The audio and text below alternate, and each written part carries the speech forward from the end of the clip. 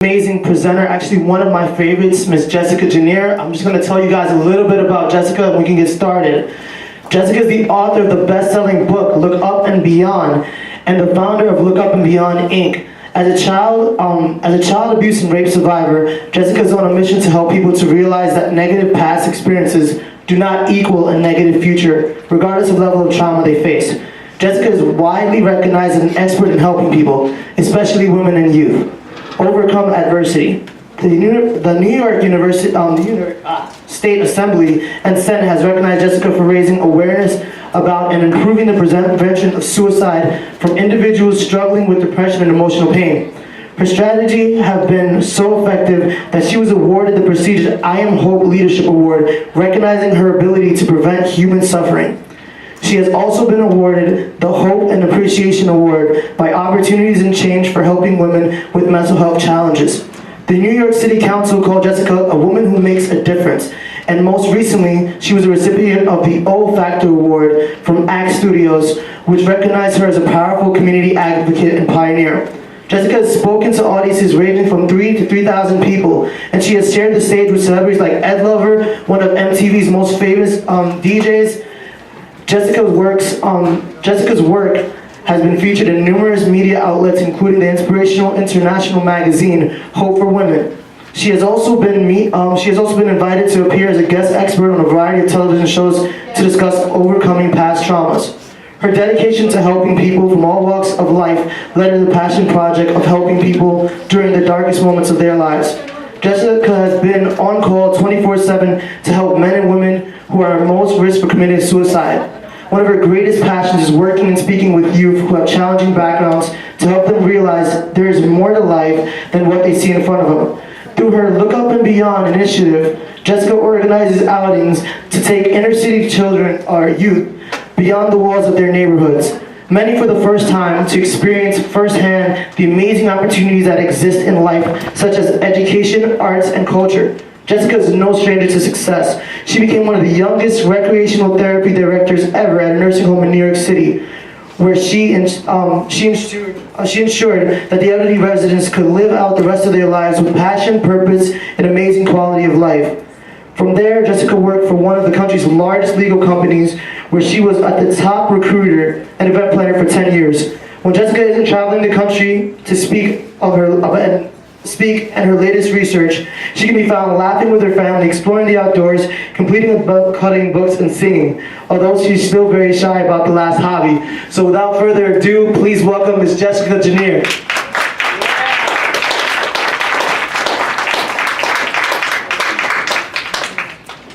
Let's give it up for him. Yeah. The leader that he is. How are you, Hostos College? Oh, and the rest of the CUNY. I know there's a couple here that are from CUNY, right? Different parts of CUNY. Welcome, welcome. It's so good to be back here. When I'm here, I feel like I'm home, visiting family. So good to see familiar faces and to meet new friends. How many of you attended a series of different workshops that Jason and the Leadership Academy put on this week? How many of you attended a series, meaning more than 2 or 3? Okay, so most of you. Wonderful. How are you feeling? Great. Great? Excited? Yes. You should be feeling excited. Okay, so my good friend Gio, didn't he do a phenomenal job this morning? Wonderful, yes. You know, we are the average of the 5 people that we hang out with. So our friends are extremely important when it comes to developing as a leader and becoming the person that we envision ourselves to be. So I'm really honored that I get to share the stage with friends like Gio and many of the other leaders on the itinerary. Just really, really awesome.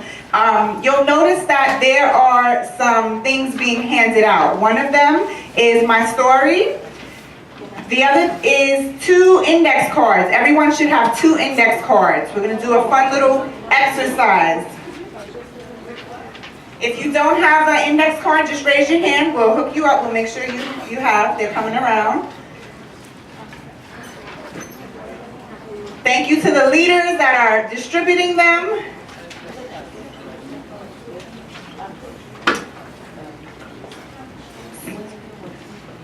So let's look at this here. When we think about the word leader, right? Who's the first person that comes to your mind?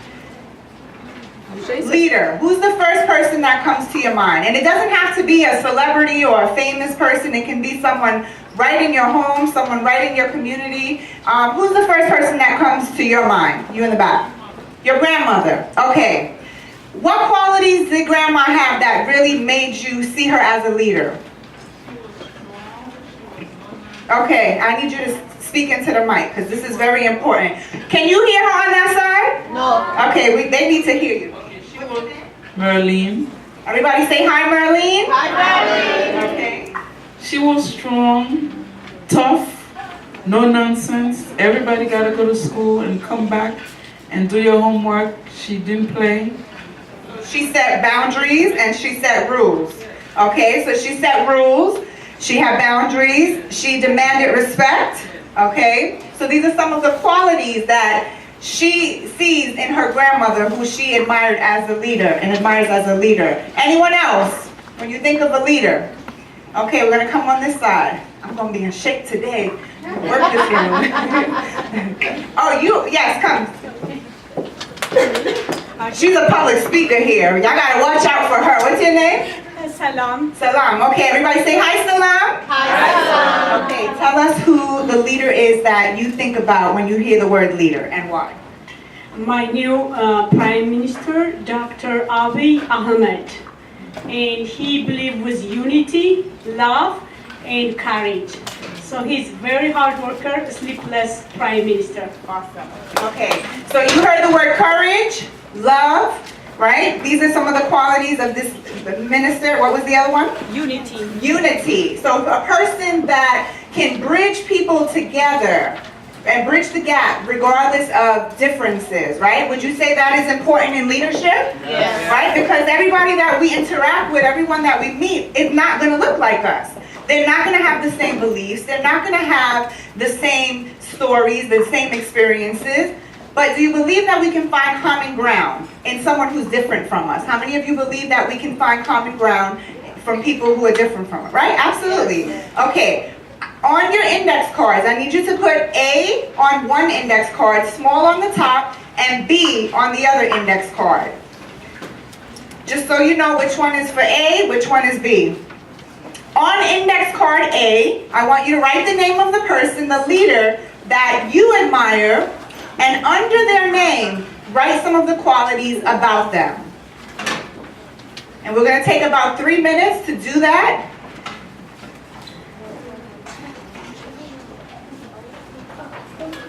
And they don't have to be a famous person.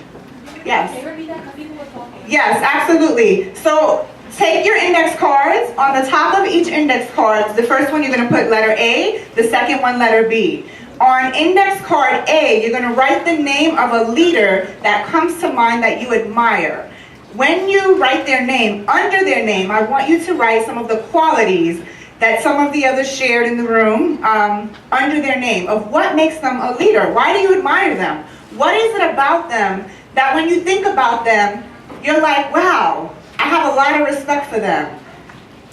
I want to learn from them. I want to be somewhat of who they are and pull inspiration from them.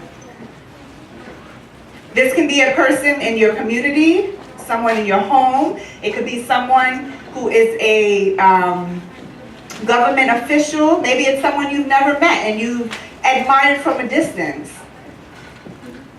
But make it personal to you and why this person inspires you. That's just on one side of index card A. Another 60 seconds.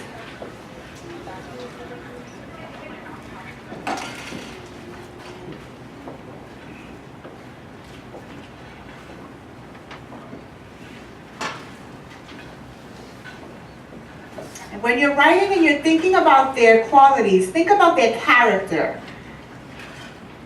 Think about how they respond to problems that arise. What stands out about them? Why is it significant to you?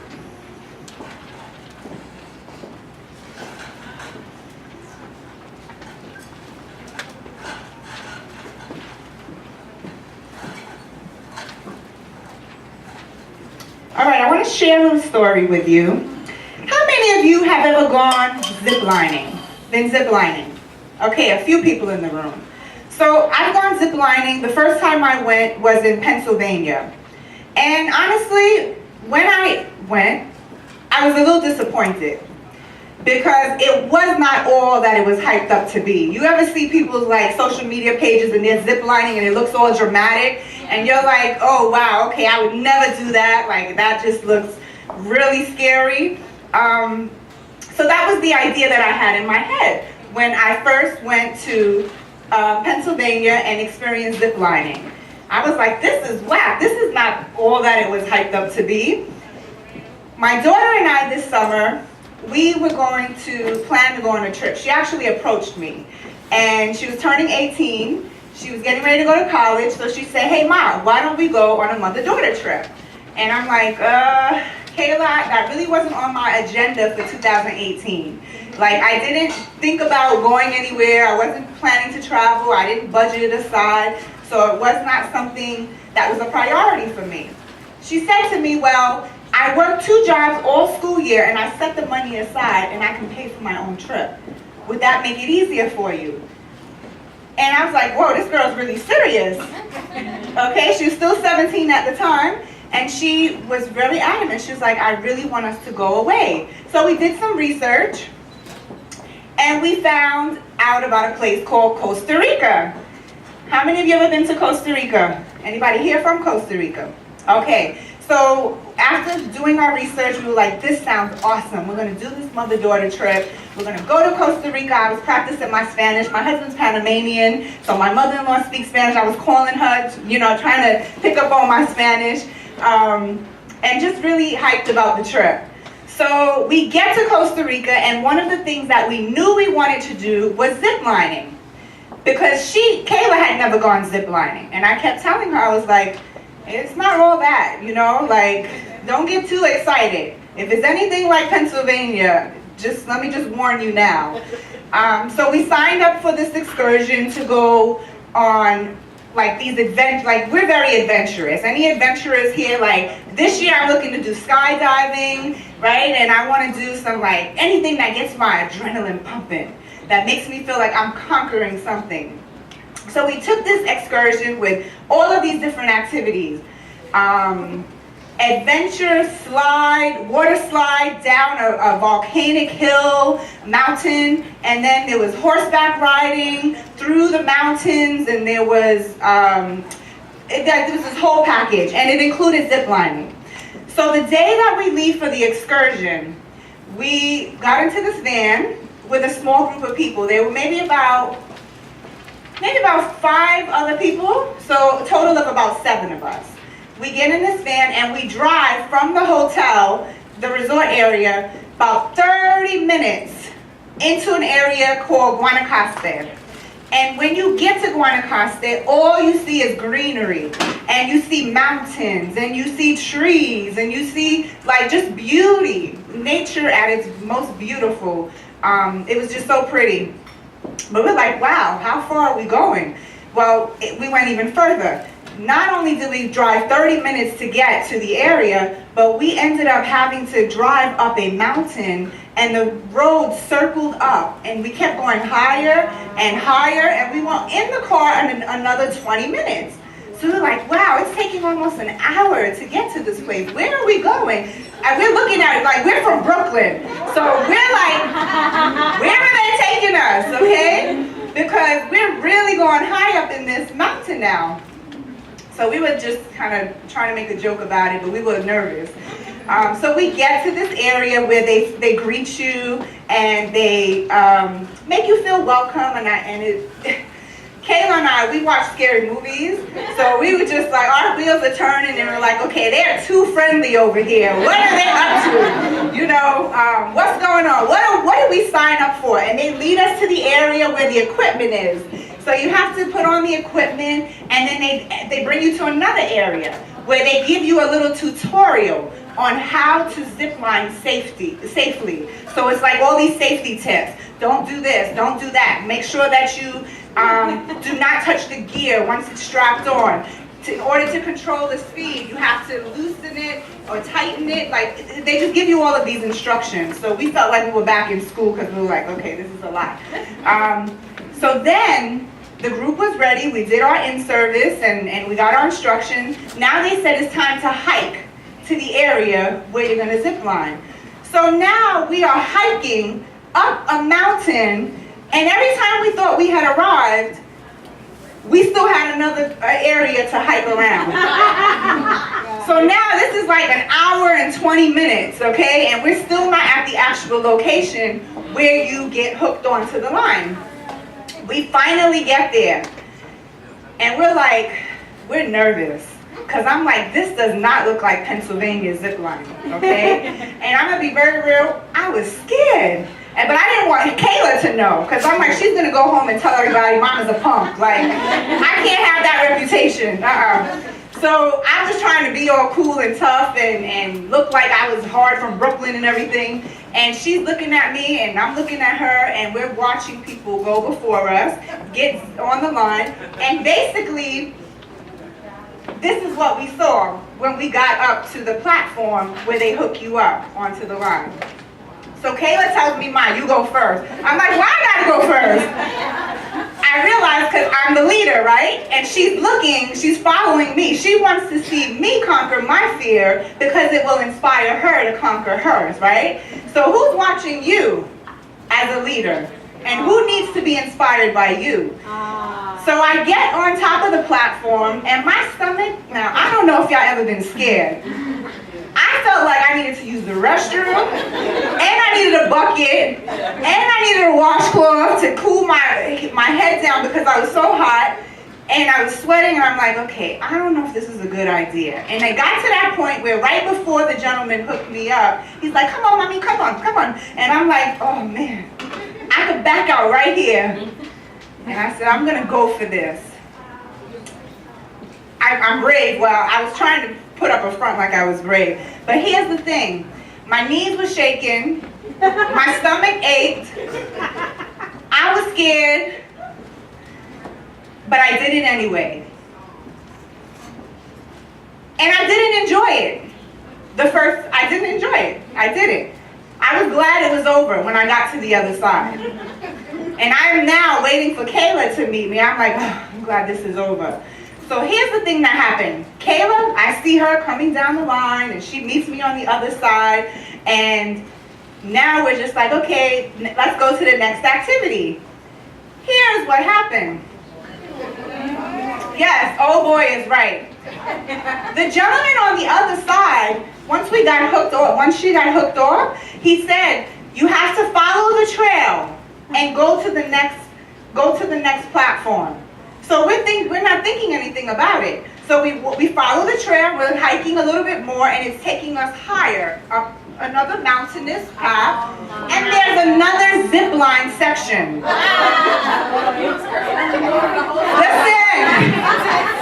I had to stop and get centered and meditate and pray and all of that, because I was like, wait, there's another zip line we have to go through that's higher?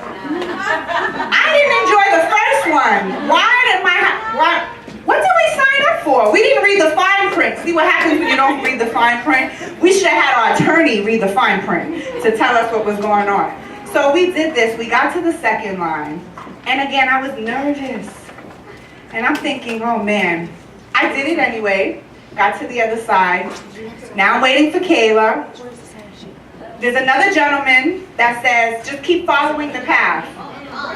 We followed up another trail, we hiked again, and there was another zip line platform. This is a true story. We did this 6 times. Okay, and they told us you cannot go back down to the area, the sign-up area, unless you go through these zip lines. Unless you have an emergency and the ambulance needs to be called. So now we are pretty much stuck. There's only one way, and that's forward. There's no option. Can't go backwards. So we have to go forward. So I'm still here trying to play it cool. Okay? By the time we got to the 5th one, honestly, I was just like, Okay, we survived all of this. We survived all of this. So now, we're at the final one. Again, it took us another 15 minutes after each zip line that we completed to follow the trail and go up higher.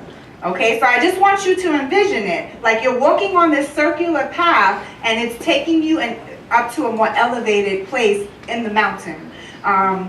So now we're at the final platform, and this was really crazy because we get there and we couldn't even see the end of the rope. Wow. We could not see the end of the rope. Okay? How many times in life will you have to walk forward something and you won't see the ending? But it's going to require your faith to keep moving forward. Yes. Okay? So I had to make it happen. But here's an interesting that happened. When I stepped onto the platform of that last zip line experience, something interesting happened. I'm going to show you what happened. I was able to enjoy it. You want to know why? Because every level before it prepared me for that very moment. Yes. That's how your life is. Wow. Everything you've experienced up to this day, to this point, has prepared you for where you are right now, for the obstacles that you're facing, for the setbacks you're experiencing, for the disappointment that you're dealing with. There's levels to this. There's levels to this leadership life. There's levels to this growth. There's levels to becoming and living your dreams and finding your career path and finding your purpose. There's levels to it. So it was so interesting because by the time I got to the 6th line, I was chilling. Like, I was like, oh, and here's the thing about it. All I could see was the top of trees when I looked down. And mountains on the sides of me. The skies were so blue and beautiful. I was able to take in the environment. And I was able to enjoy where I was. Not realizing that it was because I had to be scared first. I had to keep moving forward. I had to be the leader and lead by example, because otherwise, if I was going to be scared, Kayla would have been scared. And she was able to enjoy that with me. So I was able to pull some real life lessons just from that one experience. Many of you have experiences right now that if you look back on your life, and you put a magnifying glass to an experience you had, you'll say that moment prepared me for the next one. So this is what I want. I really just want this to get into your spirit, into your heart. Nothing that you go through is in vain. Nothing. It's all a matter of how you look at it. Perspective is a powerful thing. When I was a teenager, I'm going to share a little bit about my personal story because I think it's very important. A lot of times when I get in front of the room, people look at me and they're like, oh, you're just so together. You're just such a good speaker. You're just so this and that. Listen, I got some issues, boo. That's what I tell people. I got issues. And I've had to overcome a lot of issues. That's what leaders do. Many of the strongest leaders that you'll experience in life have had to overcome extreme difficulties. The most compassionate people are the ones that have hurt the most. The most empathetic leaders are the ones that had to really deal with some stuff that broke their heart. And they had to rise above that. So every experience makes us who we are. My journey actually began on a farm. I lived on a farm the first 6 years of my life in Germany. And my mom got married to an African-American soldier who was stationed there. And they had 2 children. And then she came back to my grandparents' house where I was living. And she said, come with us. you're coming to America with us. So she snatched me away from my grandparents' home on this farm, and we all came to America. Now I'm in a multiracial family. My siblings are biracial, German and African American. And we moved into an area, Queens, New York. Anybody familiar with Queens? Yeah. Queens, New York. So we lived in Queens. And my first introduction to school in America was being put in a small room by myself with one teacher who would teach me English. There were no other students. I was the only white student in the school. 99% of the students were African American, so as you can imagine, I stood out. So that caused the problem, because every day after school I had a bunch of kids waiting to fight me and wanting to beat me up. And I was like, okay, I'm really missing that farm right now. I really miss them horses. I wish I had a plane ticket to go back. But this was my new reality, and this was what I had to adjust to. Not realizing that that trauma and that culture shock was preparing me for what I do today. Because today, I speak to people from all walks of life. I have friends from every culture, every religious background. Why? Because I know how to have empathy. I know how to see people for who they are. I'm saying that to say that there are experiences in your life that have prepared you for the leader you are today that you didn't even realize. Wow.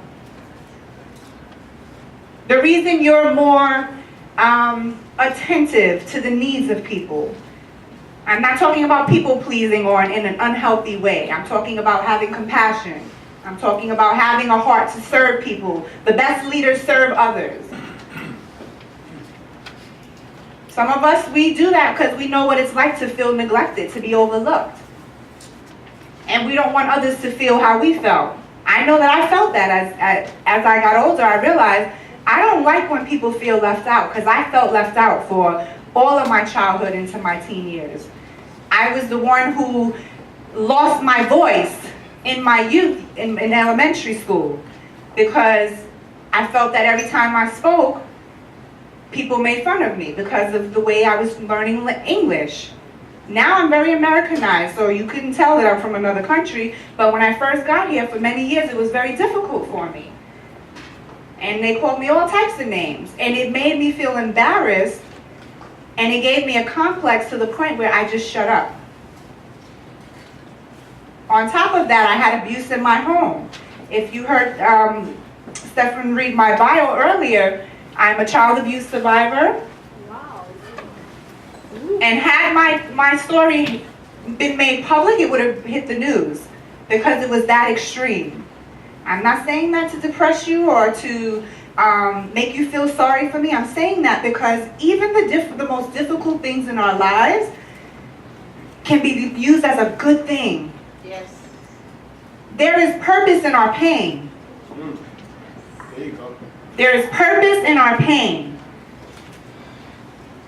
Today I'm able to connect with youth who live right by Jay-Z's Marcy Projects. Why? Because I'm familiar with that.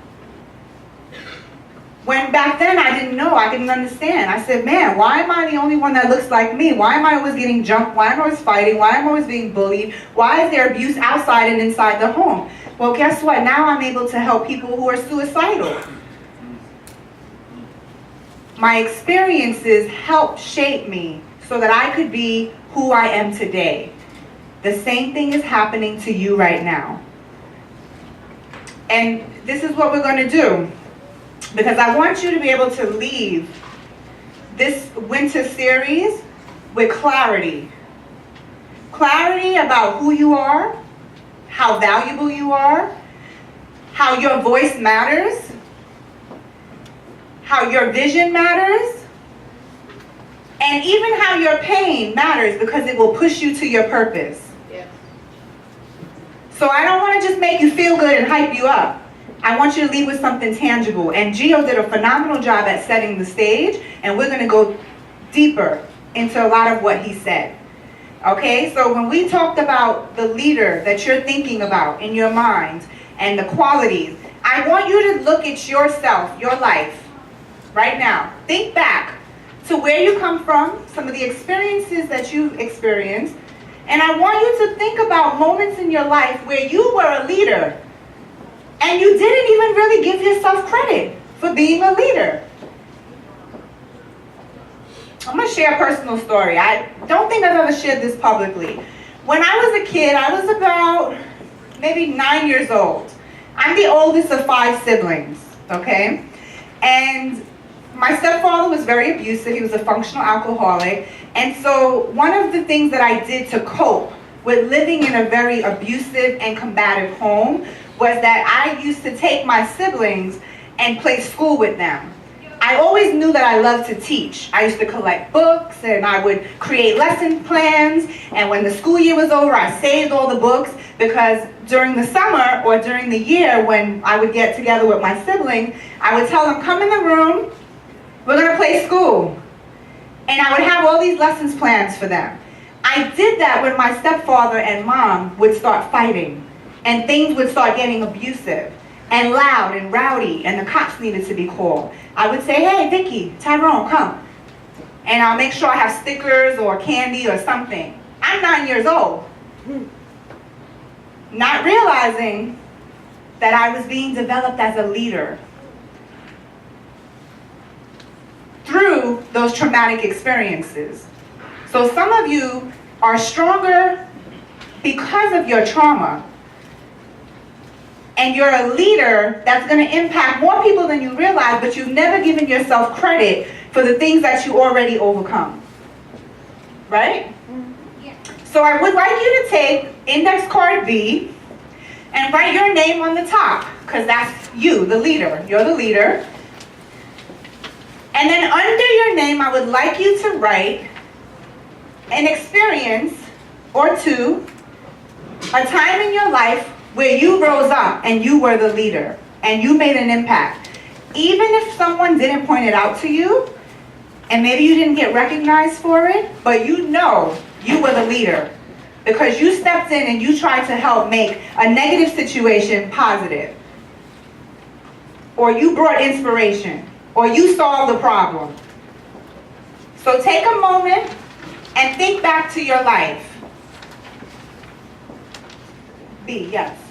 Write your name on the top, and then under your name, write about a time that you were a leader. And listen, you can go back. You can go back to elementary school. Maybe a teacher called on you and said, hey, you be the class leader. And for a while, nobody listened to you, because you know how kids are. They don't listen. But then you realize that you were gaining influence with them, and they did start paying attention to you, and you were being developed as a leader even in 3rd grade. Maybe in high school, you were the captain of a team. You were the captain of a club.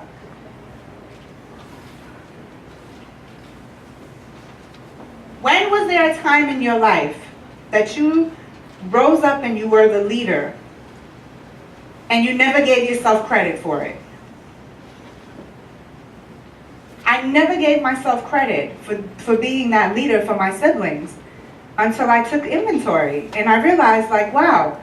And to this day, my siblings, they always say, like, we're going to go to Jess if there's a problem, because they'll know they'll get comforted. They'll know they'll get, inspired. They'll be encouraged. Some of you are great encouragers, and you don't give yourself credit for being a good encourager. Everybody's not a good encourager. My daughter is not a good encourager. She does not like encouraging people. Not that she doesn't care. She's just like, Ma, that's your gift. That's not my gift. She's very honest, yes. And I'm like, I'm very motherly, and I was always like that as a kid. Come here, baby. What's the matter? Talk to me. What's going on? Kayla's like, call my mother. Call somebody. Call 911. Call somebody. Don't call me. And we say it laughingly and jokingly. It's not that she doesn't care. It's just she's not the one who's going to be the encourager. But some of you in this room are encouraging leaders. And you don't give yourself credit. You encourage everybody else, but you don't encourage yourself.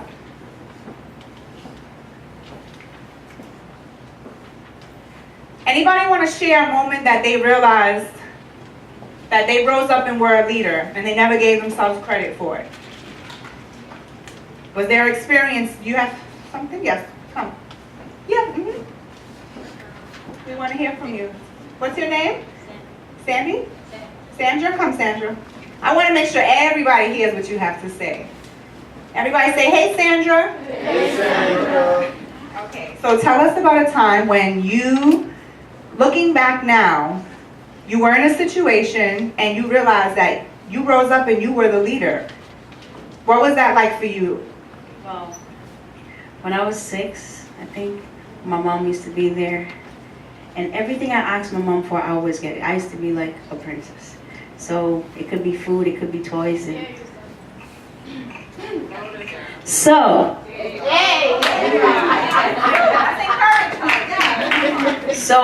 when I was like 6 years old, and my mom, she only had me as a child. So everything I asked her for, I always get it. It could be money, it could be toys, it could be food.